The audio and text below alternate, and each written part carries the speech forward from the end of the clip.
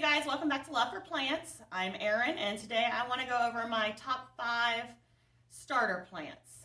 First of all, if you haven't, go ahead and click subscribe to my video. At the end of the video, if you like the video, go ahead and give it a thumbs up. Other than that, let's get started.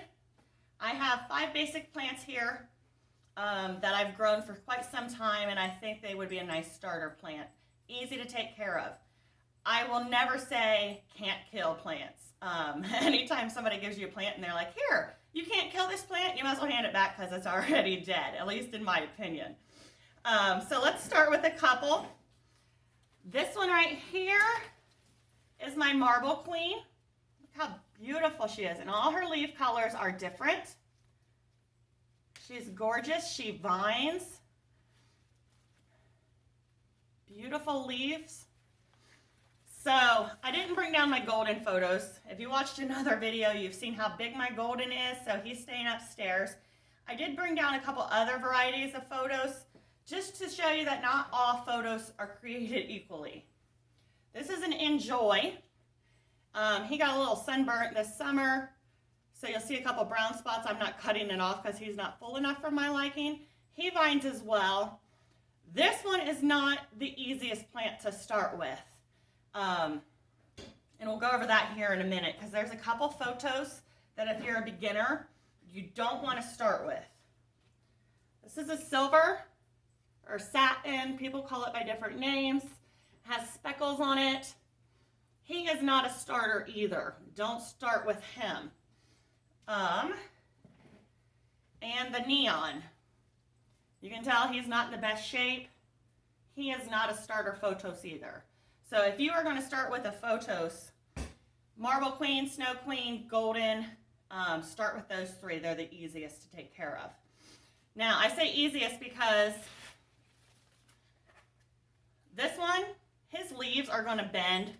They're going to droop. You'll know he needs water. And you just let him dry out. He's going to dry out, and he can stay dry for quite some time before his leaves actually droop.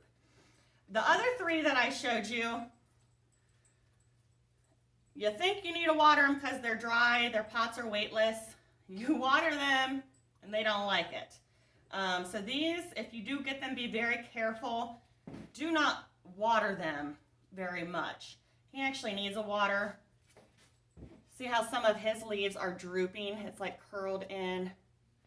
See that curl there? He needs a drink. But these 3 are not as easy because of the watering schedule. When it comes to lighting for all your photos, they like bright light, but no sun. So indirect light, such as a light in your house, they can sit under that and they'll do okay. The leaves won't burn. You set them in direct sun, their leaves are going to burn. So pretty basic, let them dry out. I bottom water, so all my pots have holes in them. I'll set them in a bowl of water. Let them soak the water up through the top instead of drenching them on the top now. I'll talk about why in a different video in the future. But your golden photos, your Marble Queen, your Snow Queen, those are good beginners. These 3, not the easiest beginner photos. So there's one variety. And I'm just going to move some of these around. Get them out of the way so you can see some of my other easy to do plants. All right, next up that I think would be a good starter plant is a spider plant. This is the curly spider. Look at him. He is huge. He is beautiful. He has babies coming in like crazy. All these little things right here, those are all babies. So you can actually propagate those and get new babies. This is the curly. I have another variety upstairs that I didn't bring down. Because there's actually, I think, 1, 2, I don't know, there's several varieties of spider plants. This is the regular spider. All of these down here are babies. And look at him. He just, I love it. His colorations are beautiful. The one I have upstairs, this one has white on the outside and green in the middle. The one I have upstairs is opposite. It has white in the middle and green on the outside. I'm actually looking into getting the Hawaiian spider. It will come kind of like this one. I can't remember if the white's in the middle or the outside. And as it grows, it turns completely green. So that is my next wish list plant. But why I picked these as my favorite, they love to be dried out. You can miss some waters and it's not going to die. Try not to overwater. You'll see it start to droop. And I mean, if you're overwatering, you're going to get a ton of yellow and they're just going to fall. Like, so sad. Don't overwater them. They don't like to be in huge pots. So check your root size. If your root ball is this big, then put it in a 4-inch pot. Have your pots grow with the plant. If it has to if you put it in a big pot and it has to grow, the roots are going to grow and it's going to take forever to actually see growth on the top. They like to be root bound. These, as well as the photos, they like indirect light. Sun will burn them. Sometimes you'll get the brown tips. A lot of people say it's because of tap water. I use tap water. I live in the country. Tap water's happening. I'm not going out and buying different water. But besides a few brown tips, I mean, I don't think it's that big of a deal. I mean, look at that plant. So let it dry out completely. If you miss a water, it's not the end of the world. This one will bounce back. Spider plants, love them. Easy to care for. Indirect light.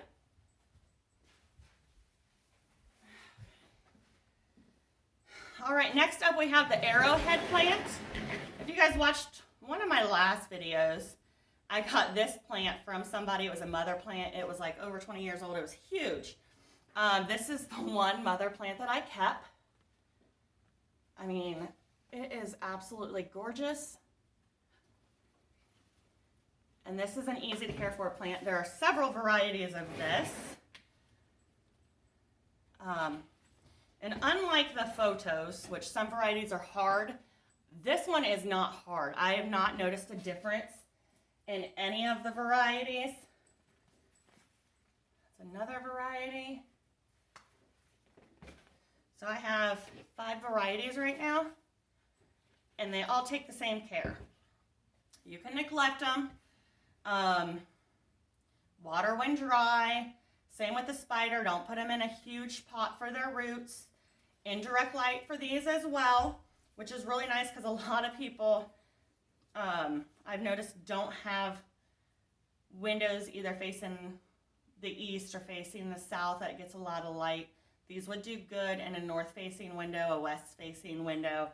It can handle very little sun or it will burn, but it does like light. The more light, the better it grows, the better the colors. So these are arrowheads.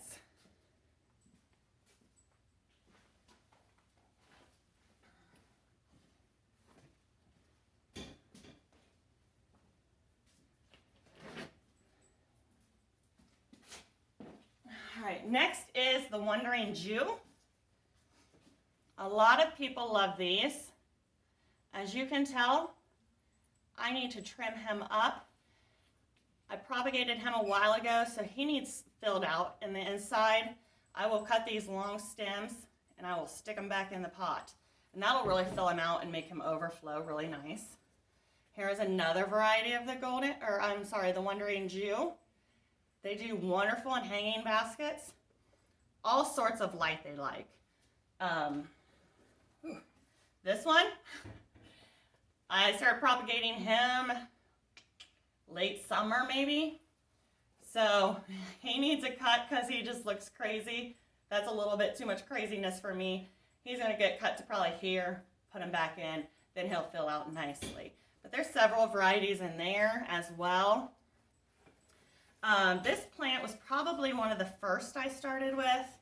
You can let these plants dry out, give a good soaking, put them in really any light condition. I would not suggest low light, like a bathroom or something like that. I wouldn't suggest that.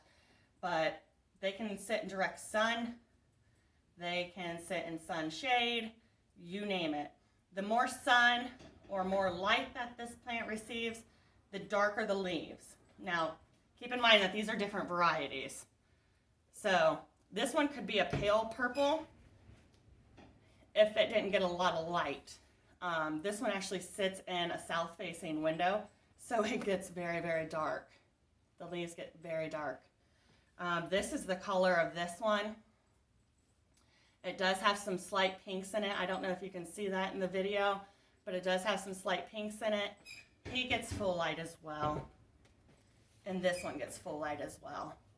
But if you set it in a no light area, it's just going to be bland, dull. The colors aren't going to come through. So that was the first one I started with. And these don't need water propagation. You can just, like I said, cut them off, cut the stems off, put them right back in the dirt, fill the pot out. Oh, I totally forgot this plant for the photos. This is a Cebu Blue photos. This thing is growing like crazy. Beautiful leaves. The shape is amazing. The colors are amazing. Now, I know with the photos I said there was only a couple that were easy. This one qualifies as easy. He's dry. He stays super dry. He lives in a corner in my house. He gets very little light, and he does great. So I really suggest this one probably as the #1 photos. The back isn't growing. That's because I have him in a corner and I don't rotate him. I don't need him long in the back. So if you want to plant long all the way around, rotate your plant so that it gets light on all sides. But Cebu Blue, easy one to keep. Let me hang him back up. All right, and my last one that I think is an easy to care for plant are philodendrons. This is the heartleaf philodendron. He's beautiful. I absolutely love, let me see if I can get this in the camera, all the new shoots, how they're different colors. Like these, they start out orange and then it comes in green. It's just absolutely stunning. This is the heartleaf philodendron. These you kind of care for like your photos. Let them dry out. Good light, but not direct sun. That will burn your leaves. But totally let them dry out. This is the Brazil philodendron. Beautiful colors on him. I've taken cuttings off of him. But same treatment with him. And then my favorite, the Philodendron Micon. Kind of has a translucent leaf, so when the sun is shining in the house, where he sits, it like shows reds, like you can kind of see it on this one. Beautiful. I just got him this summer, and he's growing really, really well. But philodendrons and photos, very similar in care. No direct sun, wonderful light though. They will grow in lower light, they just won't grow as fast. So if you don't care about the speed of your plants, I do have another heartleaf philodendron upstairs that is sitting in a corner, and he's not growing anything like this, but he looks beautiful. Like his leaves and everything are the right color. So you could do a low light setting in that one if you needed to. Other than that, those are my 5 starter plants that I would suggest if you're looking into getting into houseplants. I hope you guys enjoyed. If you have any questions on any of them, hit a comment, leave a comment. And like I said, go ahead and like the video and feel free to subscribe. Thanks.